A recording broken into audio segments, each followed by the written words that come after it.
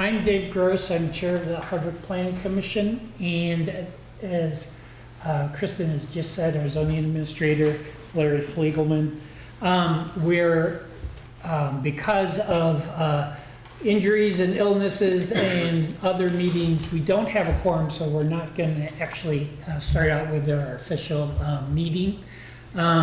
So this is a listening session to get information from you, feedback on the creation of a village center district in East Hardwick. And I'd like to just... Nobody's there. Okay. Okay.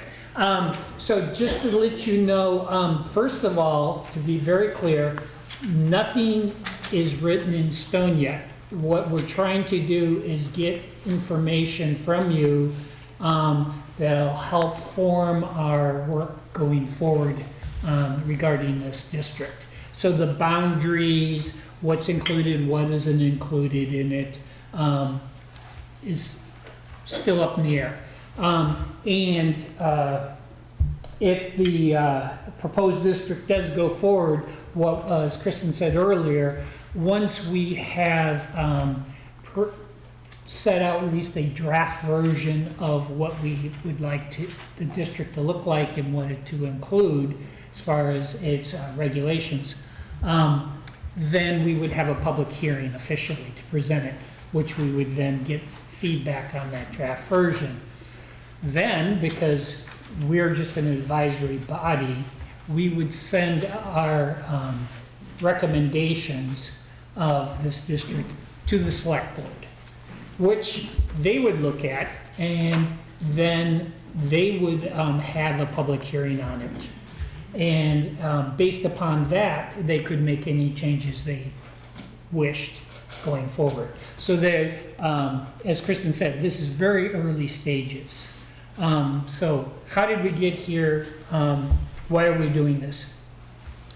One of the things we did that when we started working to address housing in town of Hardwick and trying to increase opportunities, we started looking through the zoning bylaws to see what easy changes we could make to make it easier for people to have more housing. For example, one of the things we went through is we looked at accessory dwellings.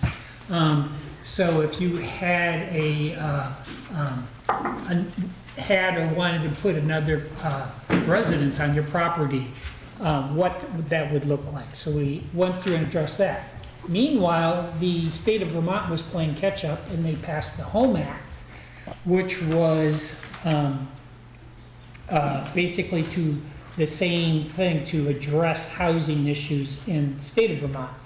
We also were lucky enough to get a grant to hire a consultant to look at specifically in the town of Hardwick, areas that are served by public water and or sewer, to try to address housing issues there and look at the regulations to remove barriers to make it easier. As part of that, though, we said we want to make sure that when we make a decision in this area, we'd also extend it to the rest of the town. A very simple thing is parking. Parking came down to be only one parking space required for a residence. But we had zoning areas that said you needed a parking space and a half, so it was kind of like, didn't make sense and it wasn't consistent. We also looked at the bylaws, and a lot of the things for like setbacks and lot sizes, our consultant pointed out that a lot of our existing structures were non-compliant, meaning they were fine as long as they were there. But if there was a lot exactly like it next door and somebody wanted to build a house just like the neighbors, it would not be allowed. Or even more ridiculous, if you lost your house and it burned down, you say, I want to build back exactly what I had. You couldn't do it, which was like, let's just say, I want to say crazy, but we'll say crazy. So what we did is tried to bring a lot of, change the regulations throughout to make the majority of the lots, the structures, to be compliant. Our goal was roughly 65 to 80% would be compliant. And some of them, by the way, were like 30% were there. So we had that had all been finished, and that went through the process we discussed, and that all went through in September, Kristen, wasn't it? September. So one of the things, as we did that process, we recognized East Hardwick having public water. If we were trying to make decisions for the Hardwick Village, being a central business district, since East Hardwick, Main Street is a central business district, it would affect East Hardwick. And some of the things in which made sense for Hardwick Village did not make sense for East Hardwick Village, and vice versa. Some of the things which would make sense for East Hardwick Village wouldn't make sense for Hardwick Village. So our consultant said, let's set East Hardwick Village aside and deal with that separately, which we're doing now. So that's kind of a long way how we got here, that East Hardwick Village is now getting the same attention that the rest of the town of Hardwick is. One of the vehicles to separate it, East Hardwick Village from Hardwick Village, is to create a new zoning district that does not exist in Hardwick right now, which is called the Village Center District. It's a blank page. We can craft what makes sense for East Hardwick, and that's what we want to hear from you. Also, the boundaries, where does this district start, where does it stop, what's included in it, that's all open for discussion. Does that kind of help you where we are? So that's what we want to hear from you now. And in your letter, you saw some proposed permitted uses and conditional uses. Permitted uses means you can do it without going in front of the DRB and presenting your project, if you will. But you still need a permit. Yes. Yes. You still need to come down, but you're talking to Kristen, who is very friendly and helpful. You do not have to go in front of the DRB and go through that whole process, And which that you have to have a time. hearing and the time. Right, so DRB is a 3-month process. Permitted zoning is a 2-week process. Correct. Right. The conditional uses, you do have to go to the DRB, Development Review Board, which is a separate board. The other thing, if you notice at the bottom, dimensional standards, those are in each and every district. And what those are is like minimum lot size, the setback on the side of your property, things like that. Now, these are what Kristen has gone through and looked at what already exists in East Hardwick Village and what we think would make sense. That does not mean that's what we're going to do going forward. Like I said, we're interested in what you say. Does that kind of help you where we are? Okay. May I Yes, speak? yes, certainly.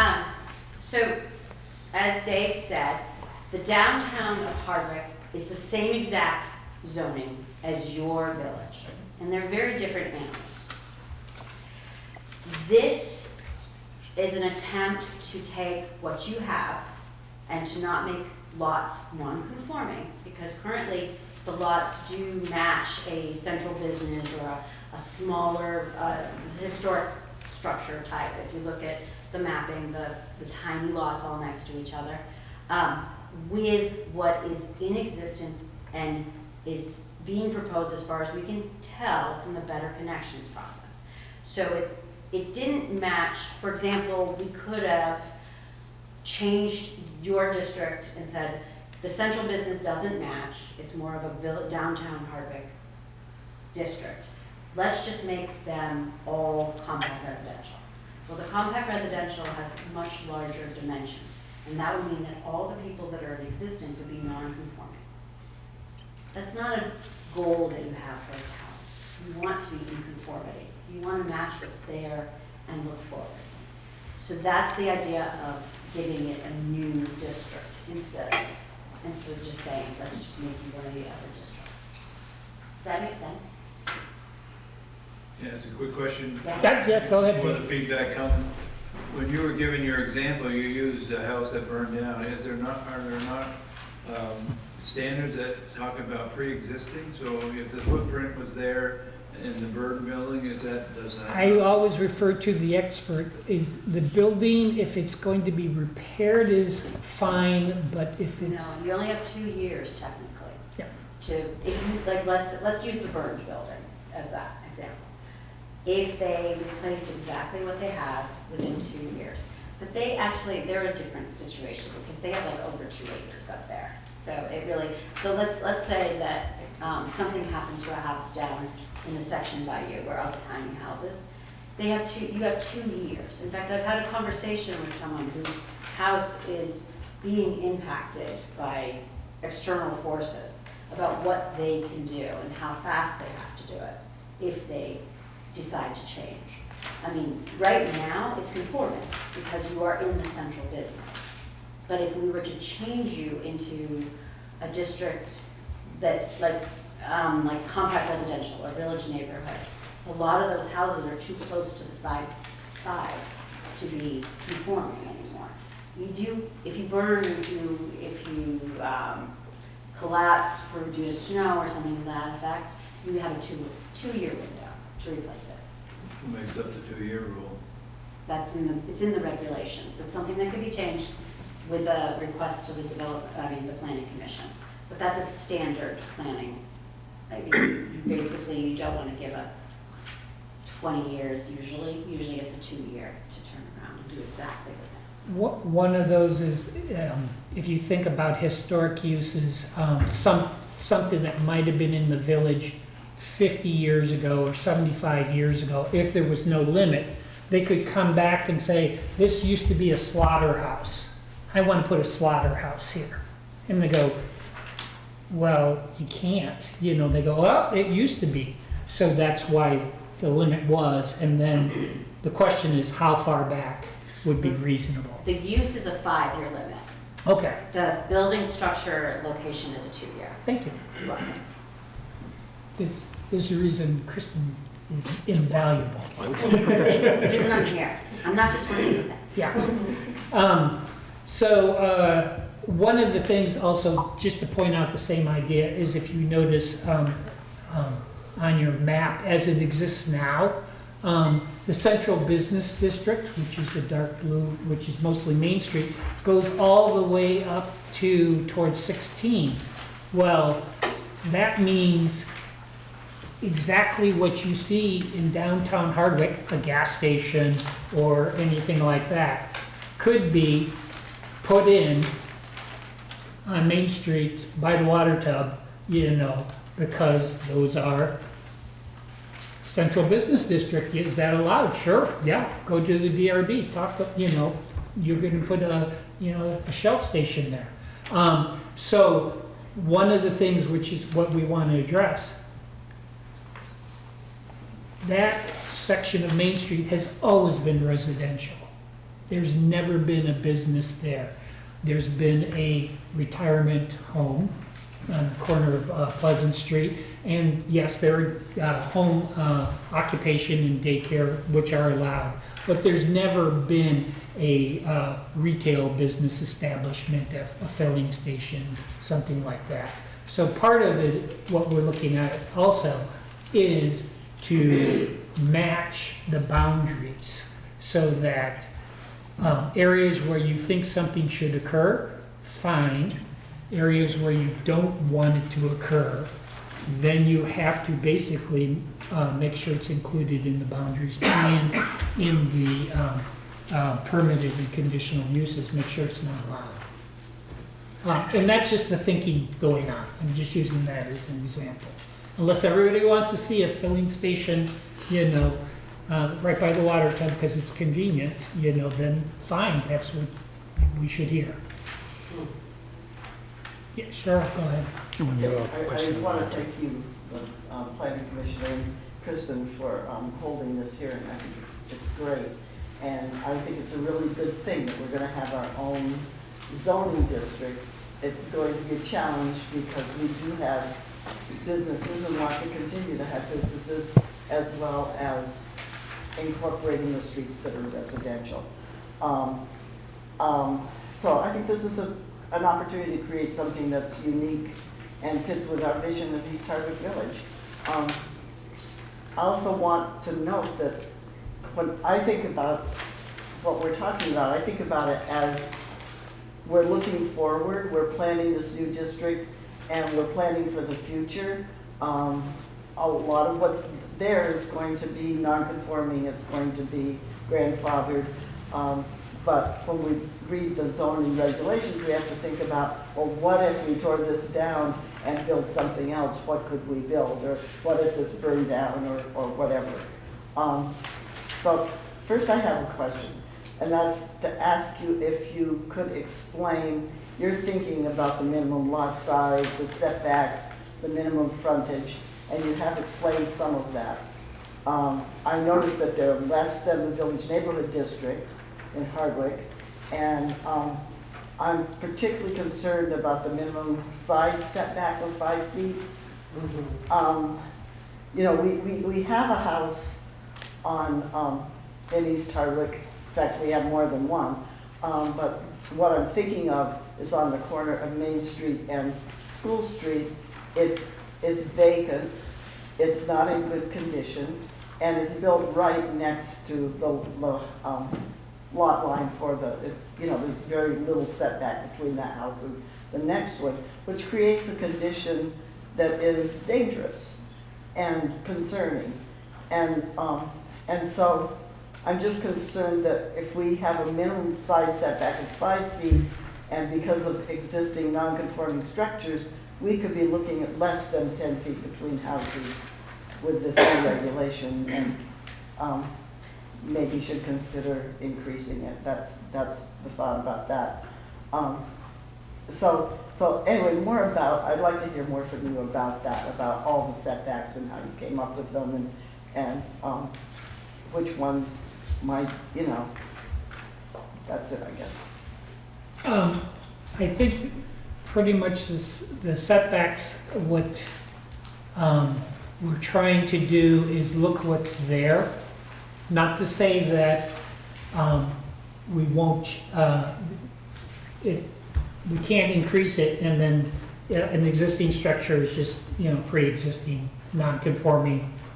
That's throughout the town, there are many structures like that. But what the idea was to look what's already there and to have the setback match. As you pointed out, some structures are very close together. Now that's a concern, and Kristen's, as you notice, is desperately jotting down notes and comments. So that's something we can discuss. So basically, the starting thing was pretty much just trying to match as best we could what was already on the ground, if that makes sense. Yeah. And that's just a starting point. It is also the same dimensions as what is currently there for central business. It's already in existence for a portion of the town. But we have to admit that Central Business District for there is ridiculous. So. Well, but that's what you have. That's what we have, yeah. but we're not looking at what we have. We're looking at what we want when we go forward. Exactly. And what we have. And so that's why this is wonderful that we're doing this, because we don't have to look at what's already existing there, because it doesn't apply. And this is the perfect example of, we would not be able to do this because we'd have to change it also for Hardwick Central Business District, Hardwick Village. So that's exactly why we set up a new district just for East Hardwick, just to address issues like this. Thank you for perfect example. Yes. So with what you're wanting to do, and with what some people might want to see in the future. Let's say there's two houses that are very close together that don't meet the setbacks and you want to change them. Let's say something happens to one of these houses that somebody in the town doesn't like. Is what you're changing gonna make it so that the owner of that property won't be able to put anything back there? From what Kristen said. Because I guess I need to have you clarify that a little bit Yeah. more for me, because I don't feel that's right. Okay, what Kristen said, if you have a pre-existing structure there, and for some reason it's lost, and you want to put it back the way it was, you have 2 years to do so. Now, if you So, change this, but- would it give you longer? Wait. Would it give you shorter? Wait, Would may you I- Okay, so go ahead, yes. not have an option? Wait, Jonathan, so the 2-year trigger is for something that burns down or Is is destroyed. rendered destroyed. Yeah. If the structure is standing and you want to replace it, you can replace it with the same footprint. You can't get closer. You So let's can't- just say it's a rundown house and one day you finally have the money to rebuild it. There You can wouldn't, rebuild it in the there same. wouldn't be Doesn't issues matter what of we have. neighbors saying, well, no, you're too close now, or, So if the structure is still there, you have that footprint. It is a pre-existing nonconformity, or what people like to call a grandfather. It doesn't matter what we change this to. That's what you have there. If the structure burned down or was not there, you have 2 years to replace it, to still have that, and that pre-existing envelope. Does that make sense? yeah, in a way. Okay. Can I ask a question? Yes. Kristen, is it, I have 2 questions, actually, this is addressing that. Is it Meredith, can you 2 say your years? name for everybody? Even though I just said Meredith. I'm Meredith Fulch, East Hardwick. Is it 2 years to like get it started, or you have to have your whole house finished in 2 years, which would be a hardship for people whose house just burnt down? Yeah, it's 2 years to start. To start. And is that actually a signed contract to initiate or break ground? Well, so to start can be that you have your designs. It can, we try to not make it an economic hardship on anyone. When you get a zoning permit, you have 2 years to start the work that you've taken the permit on. So it's a similar target frame. Does that, Okay. is that, That sounds way better. And then, than what some people might have been thinking. And then the second is actually going back to what you were saying, Dave, earlier about a Sunoco station, for example. And you said there is no history of retail stores in East Hardwick, but there sure are. There are grocery stores, there's McFeeters, there Yes, was the yes. hardware store, 2 hardware, as we all know, but I Right. don't know why you didn't mention those. No, No, clarify, yeah, basically the upper portion of Main Street, the flat part, if you will, towards 16, not down by Cedar Street, which was a business center, correct?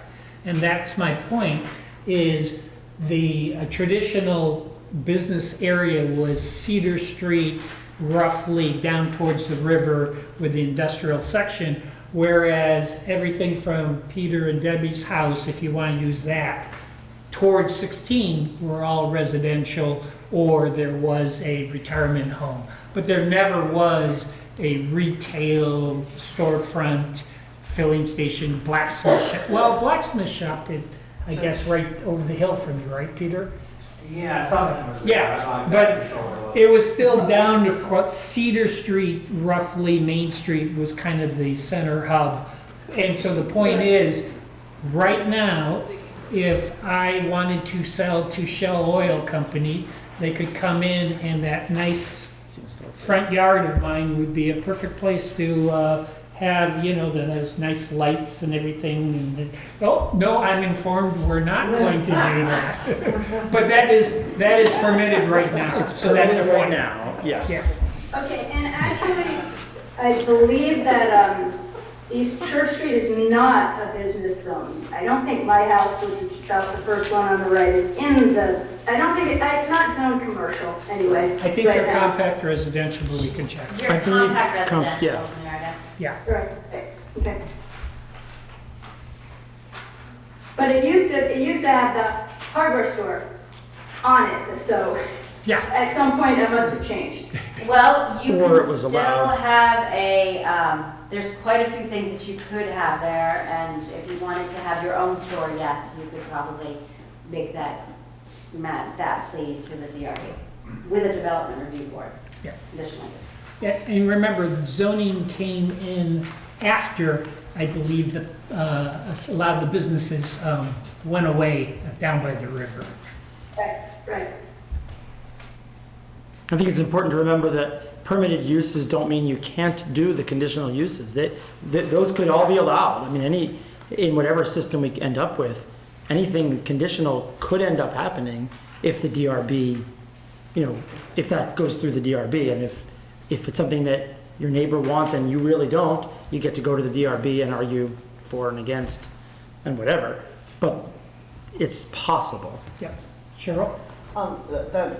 I have a couple of questions about things that are permitted uses, and not conditional uses. And a conditional use has to go before the DRB, which means it's a public hearing, and there's a process.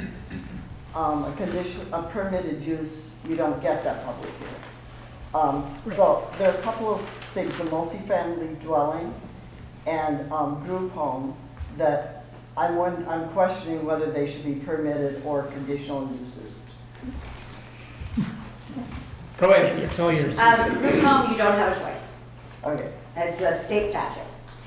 If you are looking to the future and you are hoping that someday that there is a chance that your town, your section of town will have a community wastewater system, then you want to continue to have the multifamily that in the approved uses, because that is what is in most of the areas of the town, because that is required by the Home Act. If you have town water and town wastewater. You don't have town wastewater currently. You do have your town water.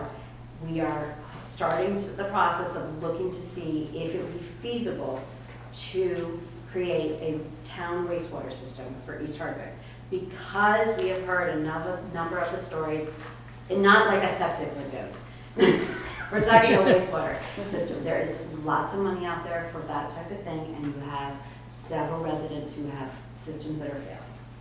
So, I mean, that is something that if enough people weighed in on a multifamily not being allowed, then that's your choice as residents of this section, because you're getting to review this.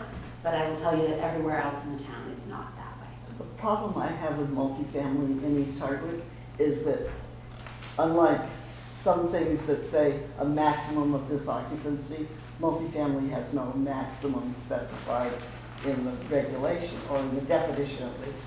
It says 3 or more dwelling units in the same building, which is fine, but 3 or more could mean 50 dwelling units. I mean, obviously, there's no room in East Hardwick to build something So like 50 it does dwelling go units. by what you have capacity as far as parking and other things. And that just goes through review in my office, which And is, but there are some pretty big lots, a couple of big lots that, you could put a 30 unit. yes, you could. And, That so would be a great that's, way to that's, address some housing issues. so in that's town. why, yeah, right. Maybe not everybody in that town wants that many people moving in. So that's why I think it should be, Well, it should be Oh, sorry. permitted and not conditional. I'm not saying it should be not allowed, I'm saying that there should be the logical process of the community. So, Online. yeah, let's do with Meredith, and is that okay?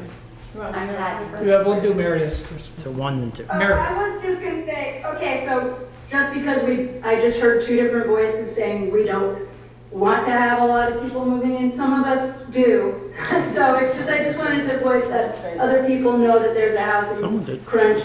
And a lot of people that I know in East Hardwick wouldn't mind multifamily housing being non-conditional. I think that's the term, I don't know.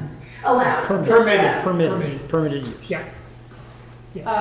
on that topic of multifamily, I'm fine with what we've had so far. I don't think it's the right area to place a whole lot of housing or increase the housing because there's no businesses, there are no banking services. Right. You're going to create a place where people are sort of stranded if they're low income, they don't have transportation. There's no public transportation up to East Hardwick. You're increasing the need for more services if that's the place we're going to increase housing. Hardwick seems like the better place to increase housing. That's one.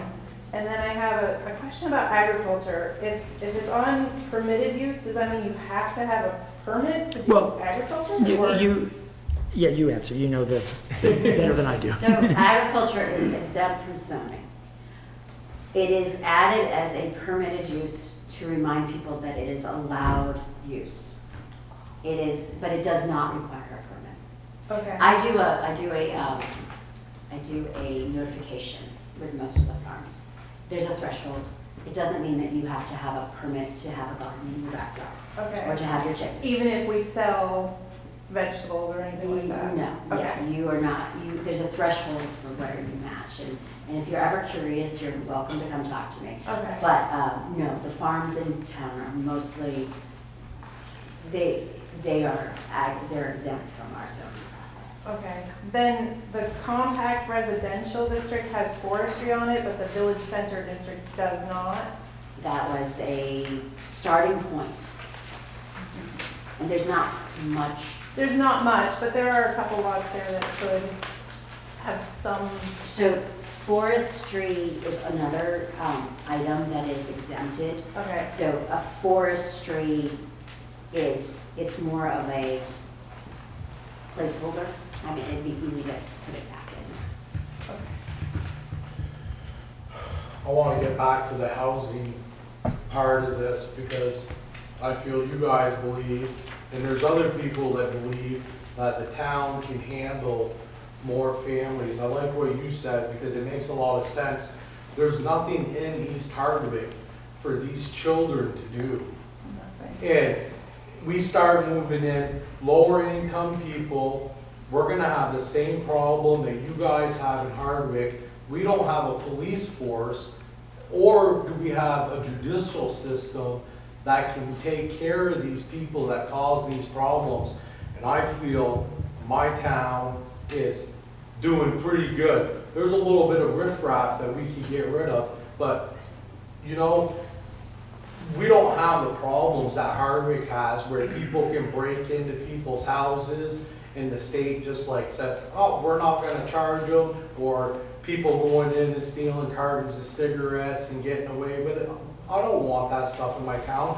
I don't want 50 kids roaming around in my town, roaming over my property. And another thing is septic. I mean, we don't even have the area to put septic systems in for more homes. Right. I just don't understand. Well, I think you guys are trying to put in the cart in front of the horse. And understanding that, This is too much for our town. understanding your point about additional people, just to assure you that nothing gets built unless the septic, which is a regulation, and it has to be designed. So that issue, I'm just And I pointing out, see that people get away issue with- like I see solves people get itself. away with that in advance, but Well, I mean, that regardless of septics, what I'm saying is our town, we don't need 30 more families in the village of East Okay, Hardwick. thank you, you made that very clear, thank you. Okay, a couple things. I'm gonna add something to what this gentleman just said. He mentioned police, he mentioned judicial. 33 years on rescue, some of these, the housing doesn't affect me in East Hardwick. But rescue squad gets overwhelmed with some of the people that move into some of these things. So add that to your list of police is I agree with that as well. also the rescue squad. And just the safety of our people and our community to begin with as it is, you know. The past couple of years, and it's mellowed down a lot lately, we had so many people using drugs all over East Hardwick in the village, the potato shed, my parents' properties, up by the railroad tracks. on the rail trail, and we've caught them. We find dirty needles and stuff, all that. This is what lower income people do. We don't want to put people Well, into our I community think that it's don't very- want to go to work. I think it's very important to differentiate people that have different financial background, and it's very dangerous to assume that all low-income people behave in a criminal manner. Would just like to point out that crime does not know any economic Where do niche. these people No, go to work? excuse me. I'm just going to rein this in and say, we're happy to talk about this. You've made your point that you're concerned about increasing for multifamily dwellings. By the way, this does not mean it's going to be low income. These could be high-end apartments, so you don't make assumptions on this. But you have made your point perfectly clear, and I think it's important we move on before we disparage other people. We have an online hand. It's, Yes. it's to get your point Excuse me, across so people excuse can me, know this- excuse this me, is sort of- no, excuse me, yes. Go Okay, ahead. I want to continue here now. And you're right, David, it's not all low income that are drug users. There's some very well-off drug users that we deal with as well. So on to this here. Okay, our property on Route 16, we're now in highway mixed use. Yes, I want it very well known that we want to stay that way. okay, I don't think that our property is gonna have a lot of impact on your village center. The other thing I wanna point out is the building that we have was built for the same family or gentleman that built the one across the road. If this was enacted as it is drawn in this map, it would be somewhat discriminatory in that on the east side, I guess that would be of 16, can do certain things that we couldn't do on the west side. And to me, we can both do the same thing now, it's two buildings.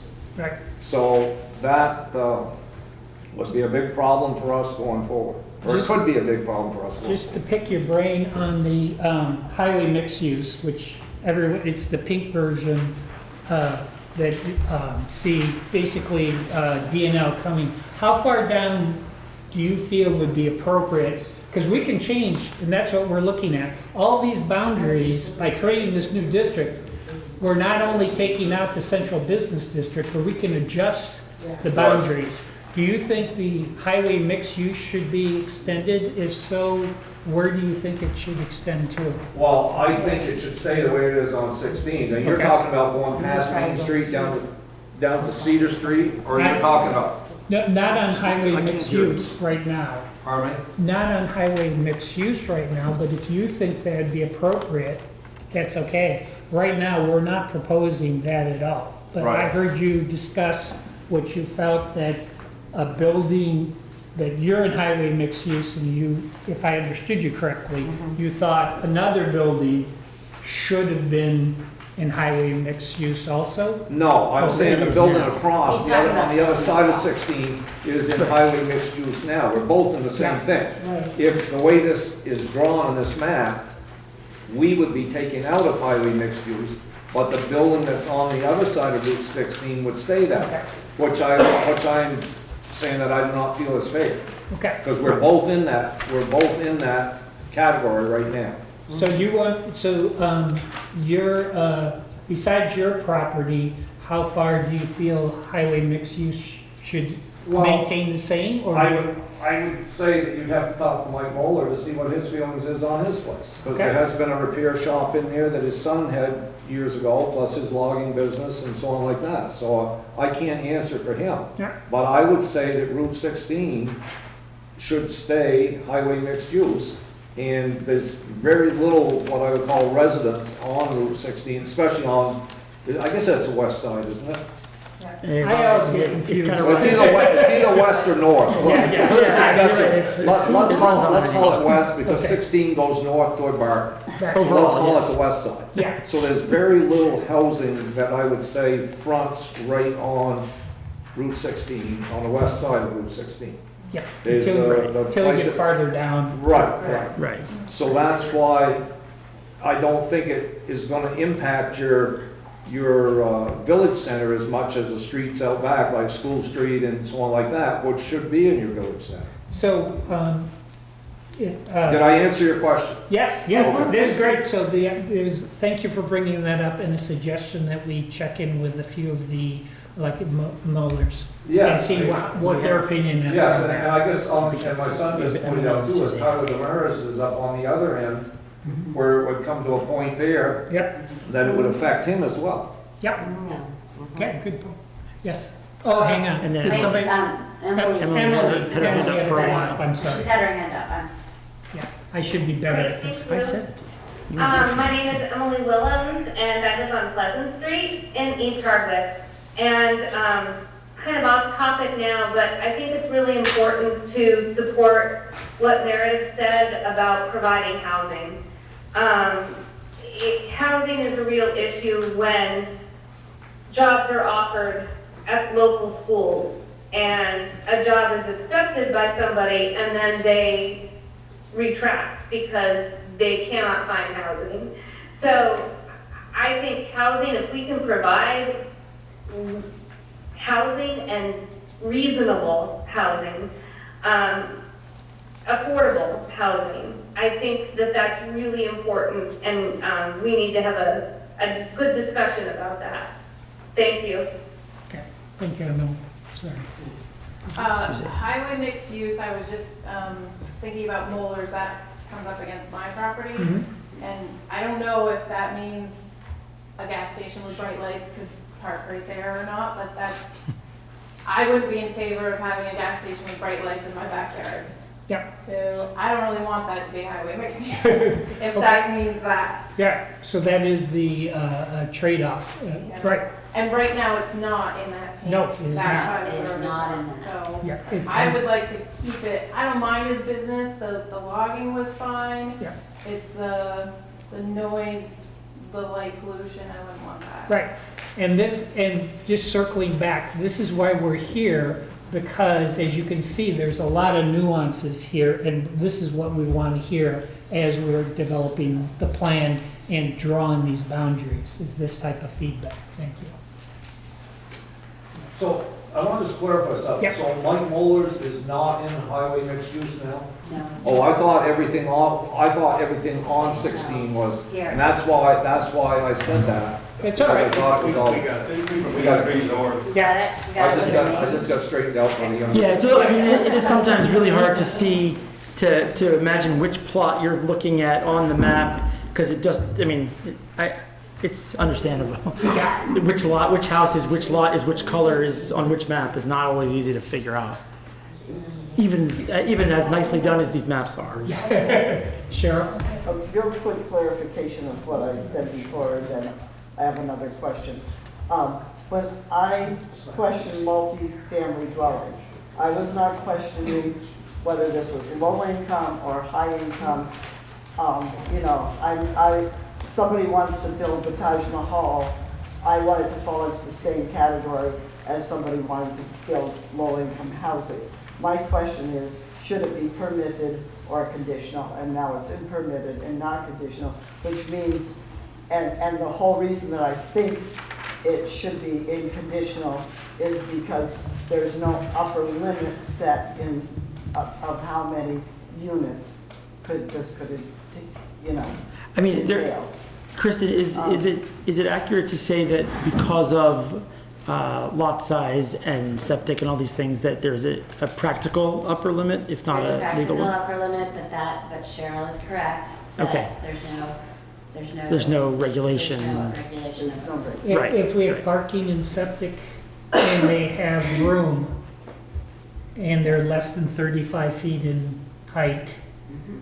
Actually, if it's affordable, no, it is 35. It's 35. yeah. And, yeah, If it's affordable housing, they get an extra layer. yeah. from the An state. extra what? An extra. An extra, level one extra from the height, state. okay, Yeah. right. So, yes, that They get is, one more level. You can that have- is something you can we'll, show we'll this look at, for- considering the concern that's been expressed. So that was my other question, was height. And that, most of the houses in the village are 1.5 or 2.5 stories, or 2 stories you know, With a let's say, roof, roof with an attic. 30-foot height, and I was thinking this is 30, is it 35?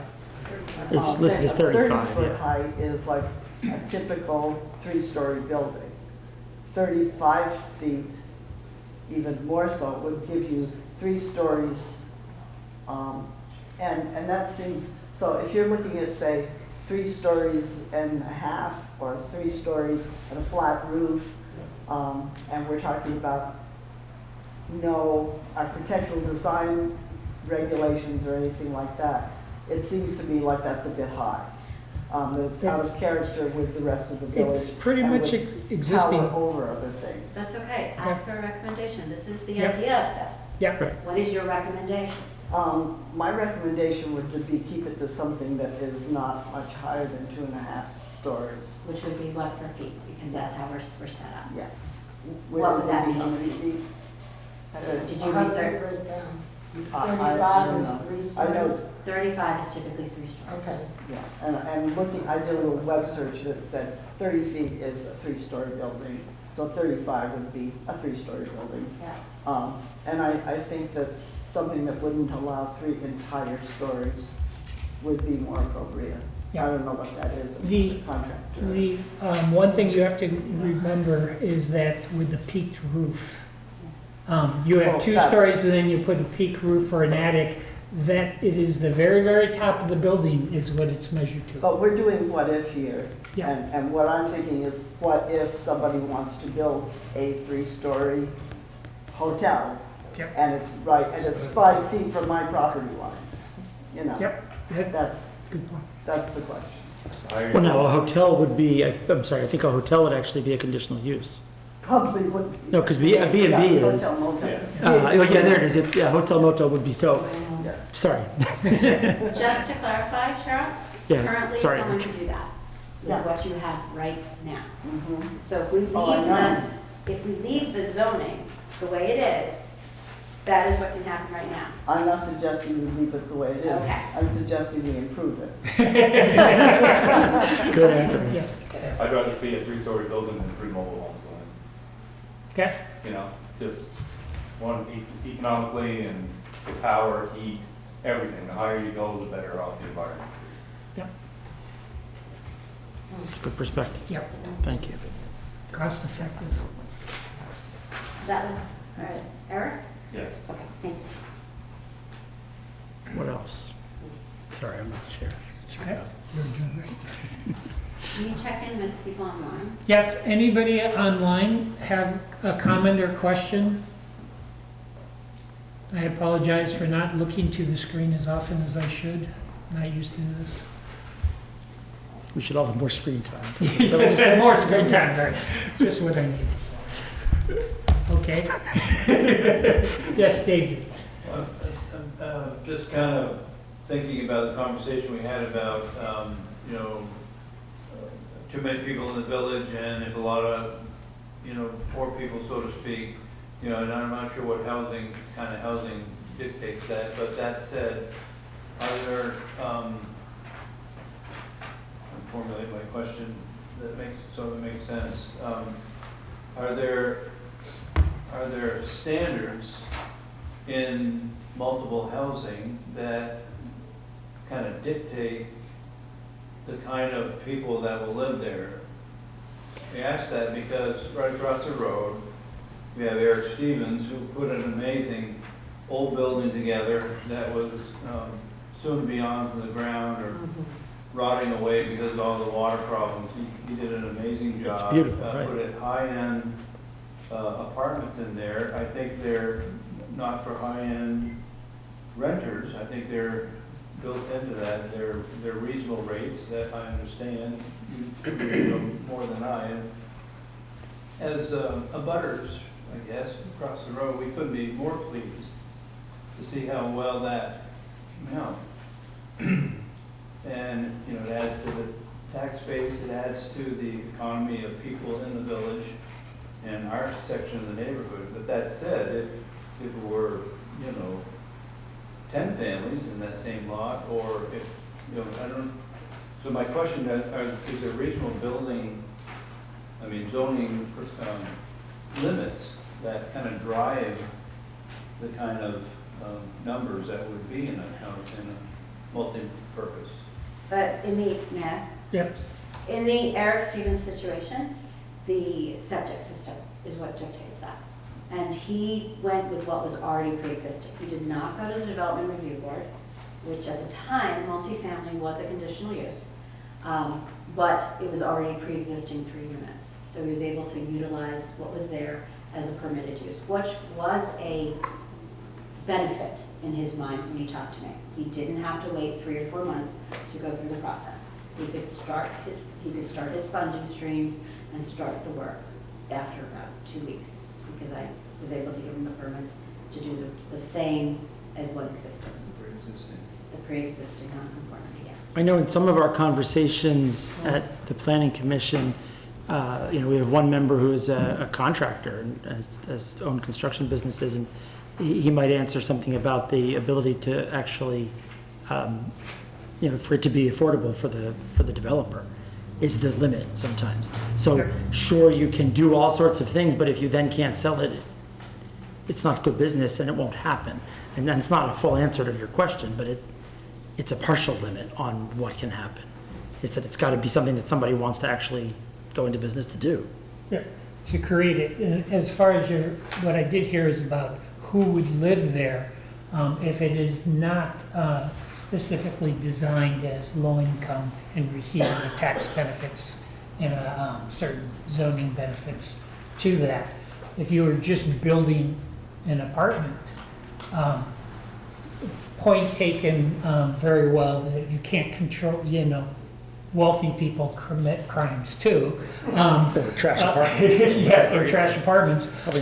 One of the only way you would have a control is the rent you charge, which would be a certain control, but there's no guarantee on any of that. So as far as if you build an apartment, you're not allowed to discriminate. So if somebody is able to afford it, then you basically should rent to them, or you are running a risk of penalties, civil lawsuits and whatnot. And that's part of being business, and any person who owns an apartment complex should be able to explain that. But no, I can't control who moves next door to me either if they buy the house.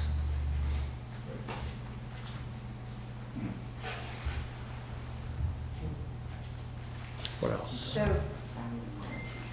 So far, I've heard a request to move forestry back into the permitted uses, a request to move dwelling multifamily to conditional use, a request to continue to have the highway mixed use as the highway mixed use after, I've actually heard from other people in that district, that area, that they would like to continue.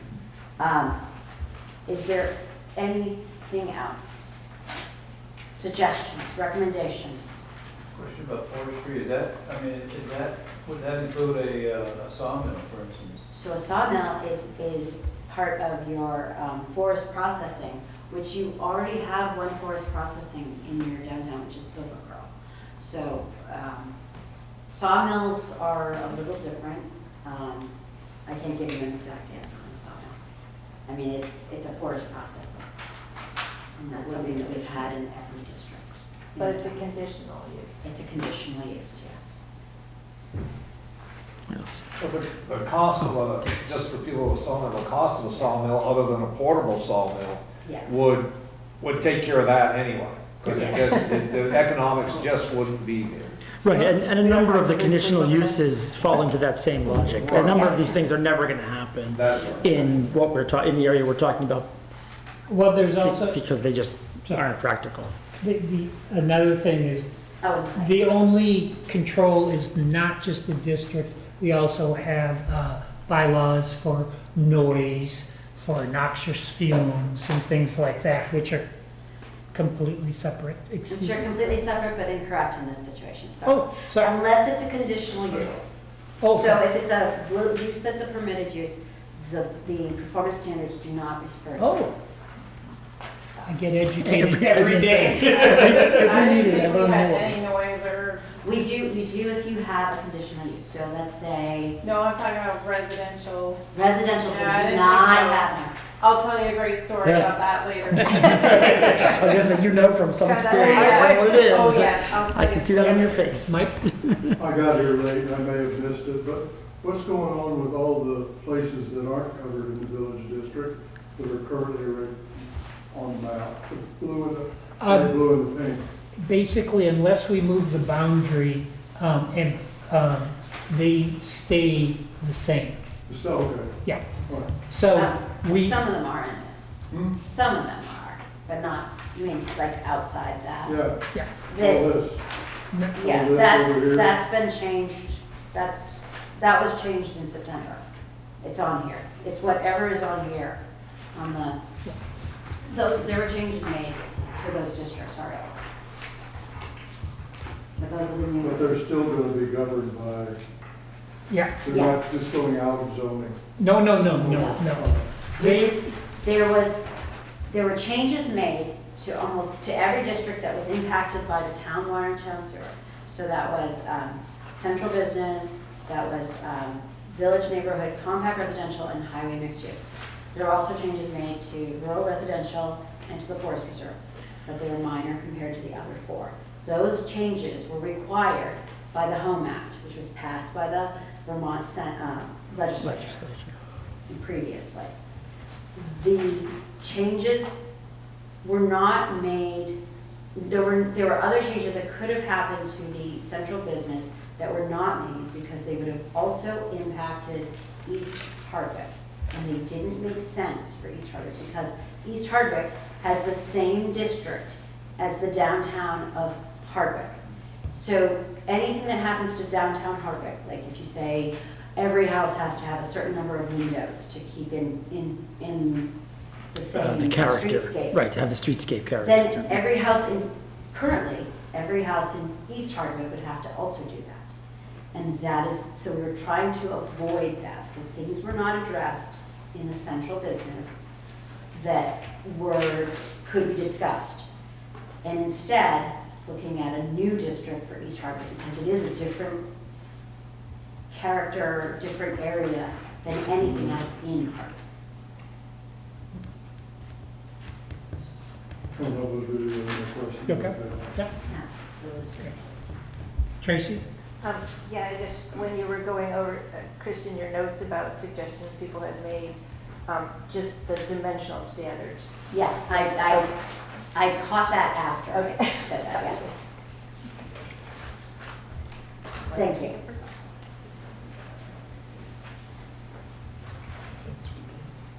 So, we've heard about the highway mixed use as far as the boundary. Any other observations or comments on the boundaries?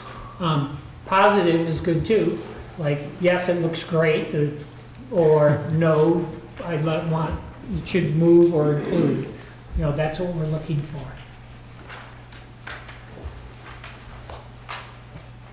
I'll make a positive comment. I'm happy that it puts all of the historic village of East Hardwick into one district. And I'm just happy that it does that. I think that if, you know, when we look at East Hardwick, we think houses, residential, a good place to live, a place where you can walk your dog, and we think of it that way, and we also think of it in the zoning terms of, you know, yeah, you can have a home business, and you can have a home business in any of them, or you could have a small shop. Well, now you can have a small shop in any of them. Those kinds of things. I think it's really great that it will be one zoning district. And building on that, East Hardwick Village, if you, at a future time, you wanted to change what's happening in East Hardwick Village, you now have a standalone unit which the people of East Hardwick can come to the Planning Commission and make a request that we modify this one district. to address whatever the issue is. Take something out, put something in, whatever it is, and we can deal just with East Hardwick, and we don't have to worry about triggering down to Hardwick Village. So that's just looking forward. Right, it works both Once this is done, it can be modified. Sorry. It's good. Other comments? Yes. Question, what is a Questions? cultural facility under the conditional use? It's in both current and the proposed, I just don't know what kind of. With townhouse? I'm gonna say theater is what I was thinking. Yeah. or Yeah, there's something a like that. definition, I can email it to you. Typically, we use it for, we use that category for Civic Standard, because they do concerts inside there on Wednesday nights and other nights.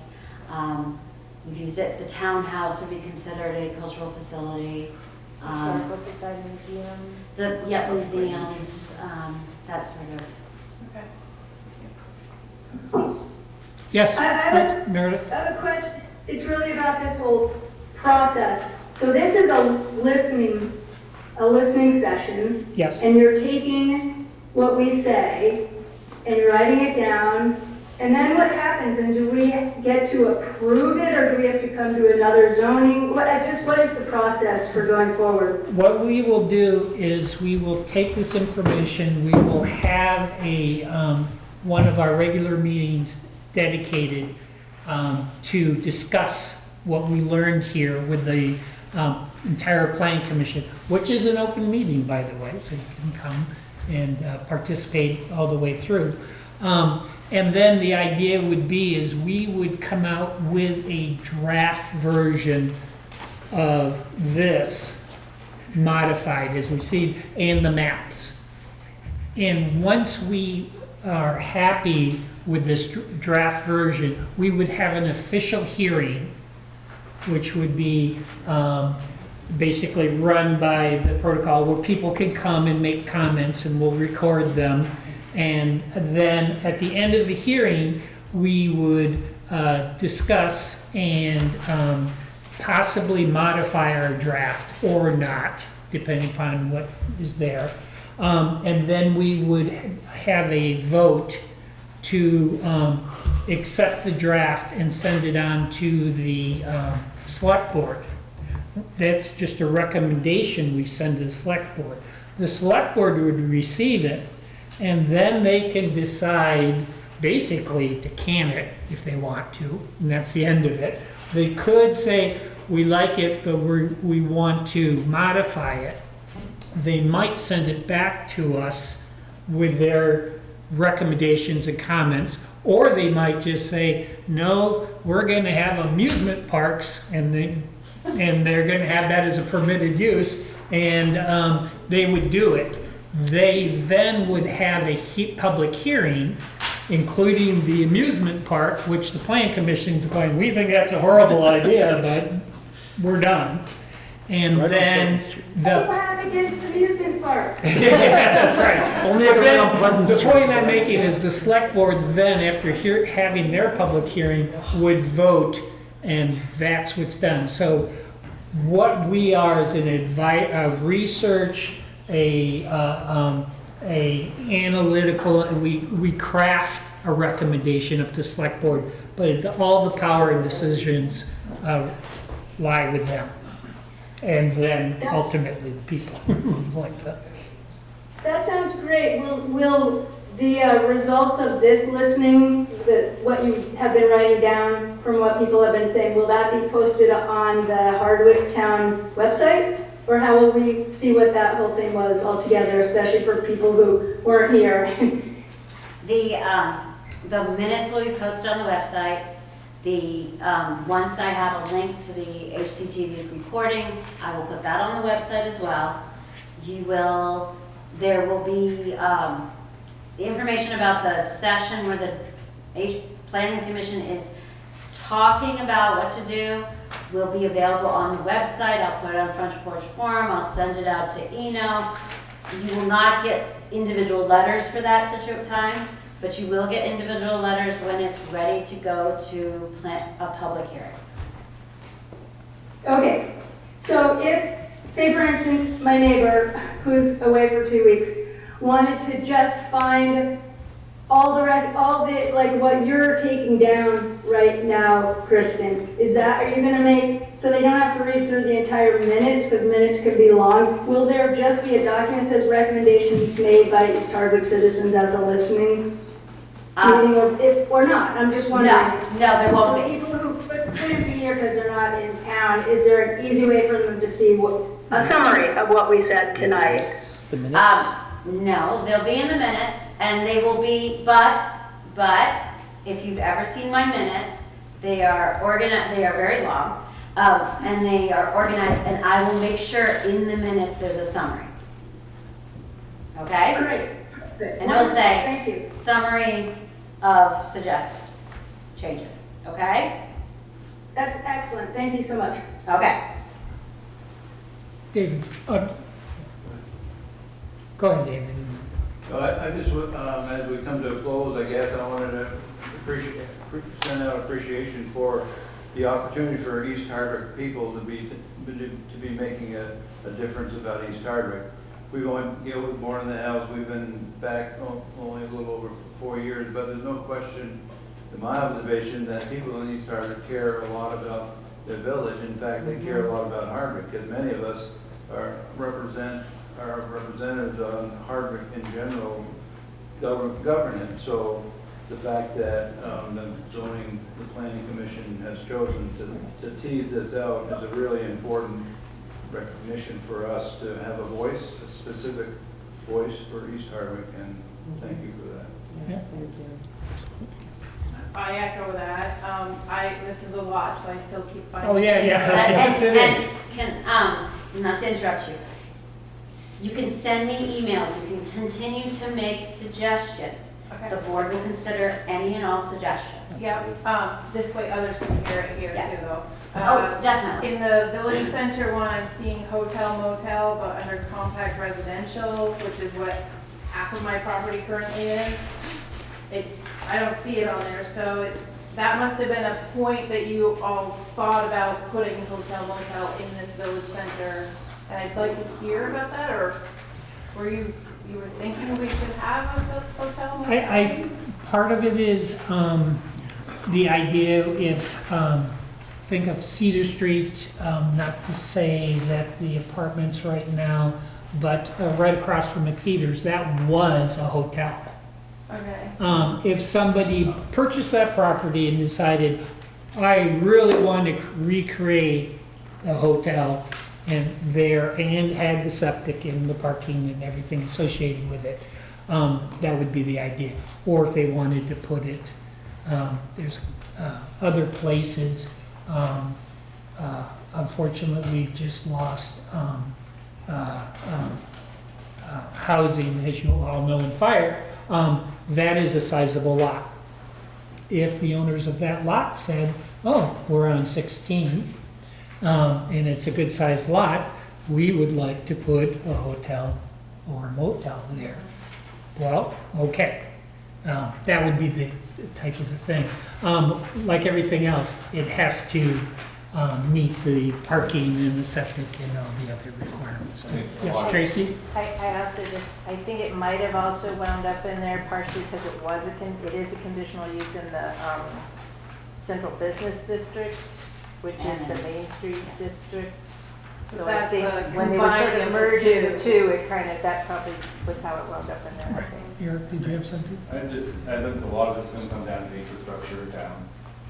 It just doesn't support a lot more people coming in. Right. And traffic, not meeting fire hydrants.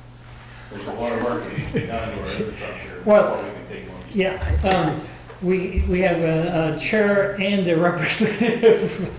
I'm on the fire district, and David is the chair of the fire district. And yes, that is part of the plans. And we're happy to have you come and hear about how we're looking to address that, to move forward, to bring that system as part of our infrastructure for the village. Because as you've seen, perfect example, McFeeters.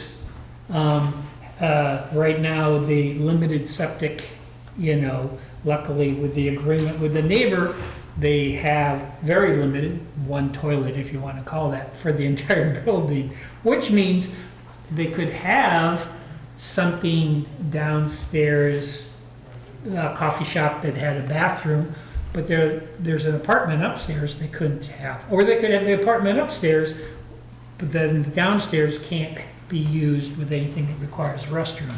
So part of our infrastructure, which is the discussion that has been kicking around about some sort of village septic system, going in, would address not only people's whose septics are outdated and failing, but also business opportunities, because right now there's a real limit on that. Water, fire hydrants, same thing we're trying to work on, yes. Going back to the comment about hotel, I noticed that too, and I noticed that a bed and breakfast has a definition of no more than like 6 two-person bedrooms or something like that. But then you skip to the definition of a hotel motel, which doesn't have any size restrictions at all. And yes, there are, common sense restrictions of size and stuff, but it's too bad we don't have a little category like an inn or something in between that we could easily approve and say, yeah, 12 rooms sounds great, but 50 doesn't, that kind of thing. If you have a suggestion of that sort, please email it to me and I'll bring it to the commission. Yeah. Yep. In between. In between, thank you. Yes? I want to keep an open mind about the septic, but at the same time, I would have really big concerns about the ongoing impact of a budget that I know what my sister pays living in town here, and I like living in East Hardwick compared to what she pays for water and sewer. And none of this is, this is just something where it has been flagged as a real limit for businesses, that people can't develop their property because of they don't have a large enough lot, or the thing they want to do, they can't have the septic. So that's just trying to address people coming and saying, I own property, I want to do this, how can we get around it? And that's one of the ideas to address it. Doesn't mean it's going to happen. Susan, I don't know if you've been following, but Greensboro is talking about a public septic system. And it goes, the conversation would be part of the community. I mean, it would have to be supported by the community because it's a lot of work. It does not mean that you have to hook onto a system. Currently in Hardwick, if you are within the boundaries, you have to be on the system. You don't have to design it that way. But there are individuals who are having failed systems and there's no place to put a new system. So it's something to be considered. But every step of the way, there would be information for anyone impacted, whether it's you're close enough to be hooked in and you don't wish to, but you want to know what it's going to cost for the community. And all those things will be looked at.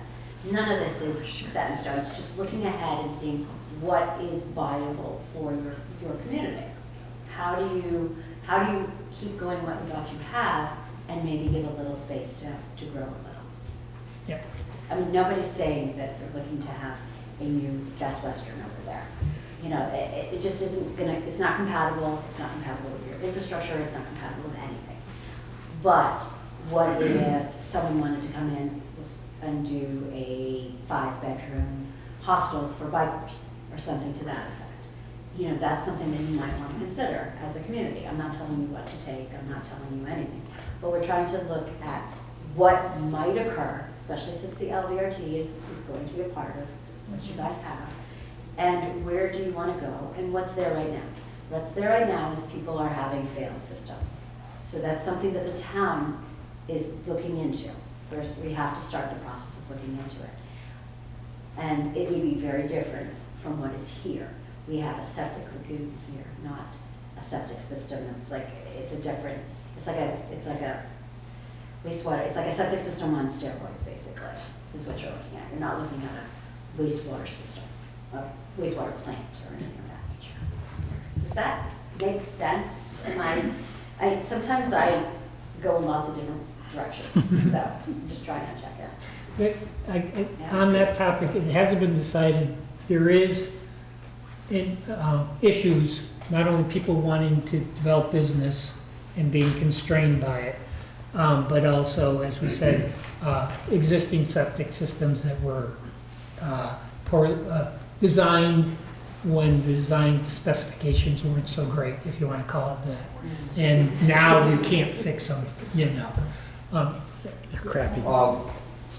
When you were coming up with these different categories of what's allowed, what isn't, did you look at the economic feasibility of some of this happening, or you just, I'm going back to the hotel motel thing. Not, You know, the bed and breakfast, even the little inn with a few rooms, you can see that happen in East Hardwick, but if somebody said Best Western or whatever, there's not, I don't believe that the economics are ever gonna get anybody to invest in building a Sheraton in East Hardwick, whether you're on Route 16 or where you are. That's the, as we said, that's the developer will make that decision, and we know very well that, and that's one of the reasons we tried to remove as many obstacles as we could for housing throughout Hardwick, because a lot of times developers said, yeah, this just won't work, you know, I cannot fit in the units I want to do, especially if you're a multifamily.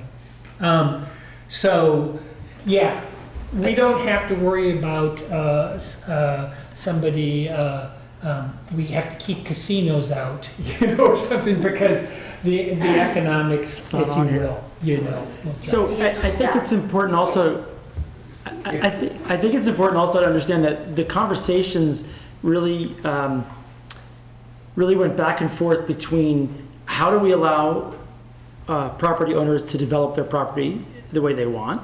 How do we maintain the character of what we have? How do we ease the housing crisis that affects our town and our entire state? All of those three things went into the conversations.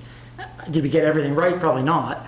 But that, you know, we're trying to work on all of that. And I bring that up partially to answer your question, and partially because I'm wondering if there's any feedback on the purpose statement at the top of the document. You know, I don't remember how we wrote that. Maybe you did. It was from a village center. It was a recommendation from the state in the zoning for better neighborhood. Is it editable? Are we allowed to change that as we? You're definitely allowed to change. Thought so. So I just think, I personally think purpose-driven decisions are really valuable. What is our purpose as a village center district? And if there's something about this statement that you agree with strongly, I think it's worth hearing.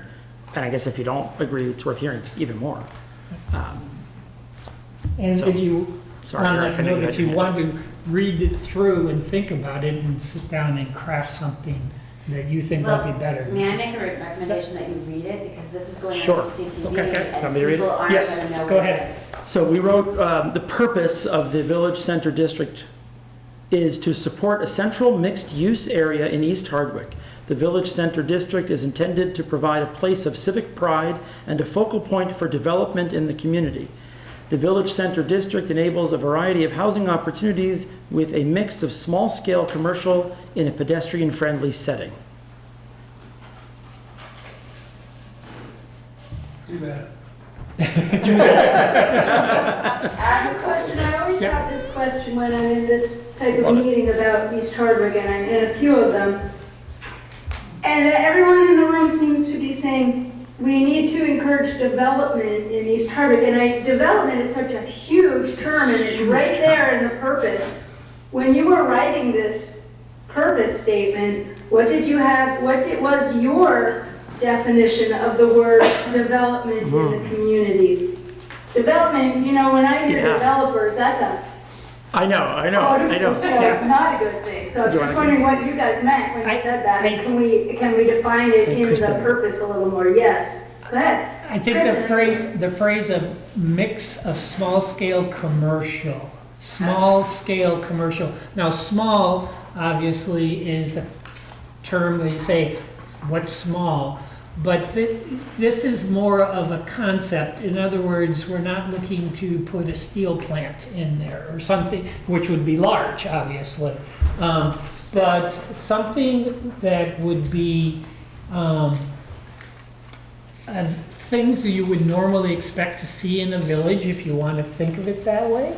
Stop. Yeah, I Okay. was just say, I see it totally. That's why I read it. Meredith, Yeah. this was written by the state of Vermont.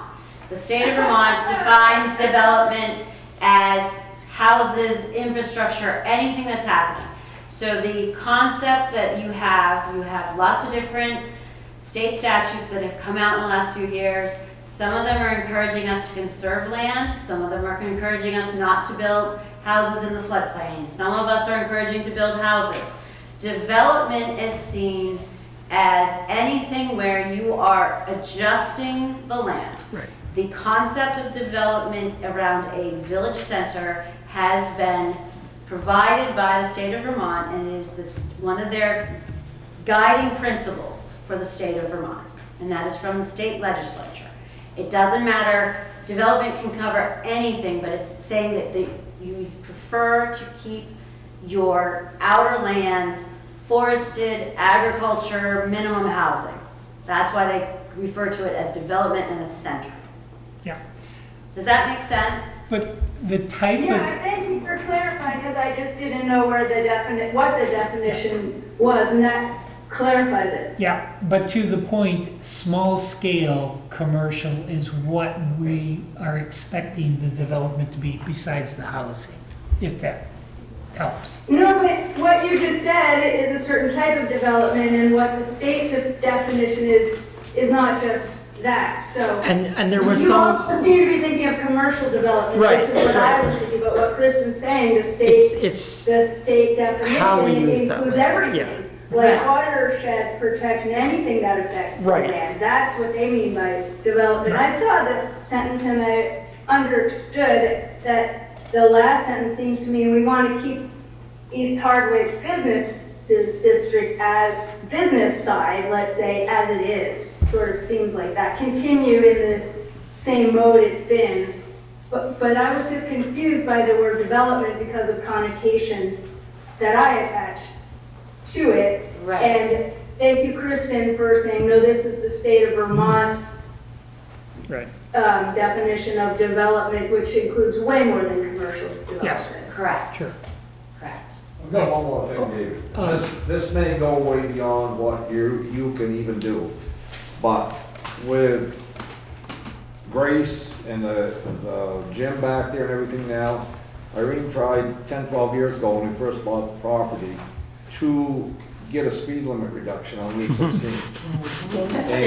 And I just don't know if that's anything that any of you can have any We tried. influence on or not. Apparently Because not. as you pull off of Main Street now, look north on 16, the trees are growing out there, so it's Every just day. an accident waiting to happen. So The good news is the Better Connections grant, which paid for a consultant to have the process go through, which we've been going through, to get the recommendations of a village plan, that specifically has come up. Treating the intersections, traffic, and speed on 16 are definitely going to be part of the recommendation coming out. And the beauty of doing that plan, which is totally separate, though we, as you will know, you will always have overlap of everybody because it's a small state. When that plan comes out, it there will have recommendations and things to ask. The Planning Commission, we have a task force that looks at traffic and pedestrian safety. That we can then take some of those recommendations and fold it in, and it has much more weight because it has the community support, and then we can have that go into the select board. Plus, the citizens of East Hardwick can appear in mass with this beautiful report saying, we love this, hello select board, we want you to do that. And I guarantee if the select board looked out and saw an audience of this size, This which size, they I know. normally don't have, all from East Hardwick, I think they would hear you. Yes, Tracy. And then Mike also said his hand up a I'm couple staffing the Little Better Connections effort, and this specific issue came up in a lot of the public feedback we got from the surveys and from that supper. And the select board, because it's a state highway, all the select board can do is request it, but they have to request it or it won't happen. So what we need to do is get to a place where they request it. So I think that it will help that it's going to be in this plan. Mike, But question? I'm glad you asked. I think the pedestrian-friendly setting is pretty humorous, unless you mean walking in the streets or on decrepit sidewalks. I mean, That is our goal, this is our intent. let's call this aspirational. Yeah, Yes, thank you. this Billy, is- just said that. This is what, as Cheryl said, this is what we're building. And sidewalks under the street is not that. No, That's what we're talking about. Yes. All, what's really nice about, as you can tell from our conversation, there are many moving parts here, and I think they're all coming together to reinforce each other, to help to improve the village and the community. David? Relative to speed on 16, I would add a footnote, because I'm also on the Better Connections Committee, is that they are at our last meeting, even though we're going to include it in the final request report, we're also now asking Eno to go back to the select board, not wait for the report to come out next summer, but we actually have asked our EPA general representative to ask you to kind of take it before the select board now, that we can wrestle up that support now. I don't think we have to see it housed in a document that's going to come this summer. We want it done now. Yep. And I think business owners on 16 who have strongly held opinions would have a little bit of weight if they made that argument to the select board. Yes. And on the same thing, the select board can only ask. Then the next step is we have representative and a state senator, and you grab their ear and say this is a concern. And in the past, that has been very effective to actually go around and bring the political end of it to express our desires. A lot of times we got good results. I bet I can get Mike Selfless here.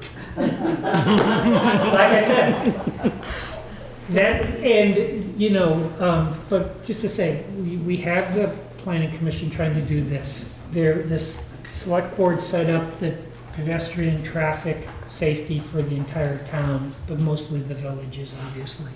Eno formed, East Hardwick Neighborhood Organization, to help with this. The town went ahead and got a Better Connections grant and hired a consultant to do a village plan. There's a lot of things coming together for East Hardwick, I think. So I think we should all be very encouraged, and hopefully this village center district will help kind of cement it together.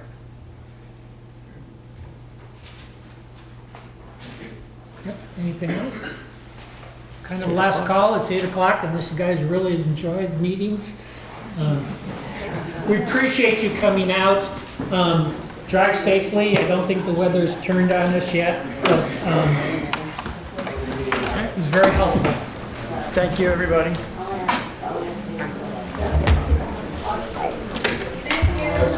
Thank you.